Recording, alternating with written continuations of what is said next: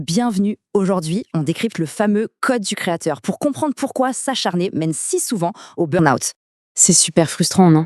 Des esprits carrément brillants foncent dans un mur invisible alors qu'ils font tout parfaitement. L'erreur fatale, c'est de confondre l'intensité, qui nous épuise, avec la vraie puissance, celle qui simplifie absolument tout. C'est fou, mais le monde extérieur n'est en fait qu'une simple conséquence retardée de notre état d'esprit intérieur. Agir par désespoir ou par besoin crée une dynamique toxique. Ça repousse littéralement toutes les meilleures opportunités. La peur génère un bruit mental épuisant. À l'inverse, une vraie certitude intérieure attire le succès comme un aimant. Le secret? Arrêter de chasser des objectifs lointains et commencer par élever notre standard minimum acceptable au quotidien. Alors, comment on change ça? Voici un protocole en 3 étapes génial pour enfin désactiver ce pilote automatique.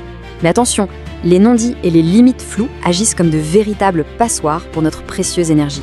Pour garder cette énergie, il faut défendre nos blocs de travail profonds impitoyablement, au lieu d'être toujours réactifs.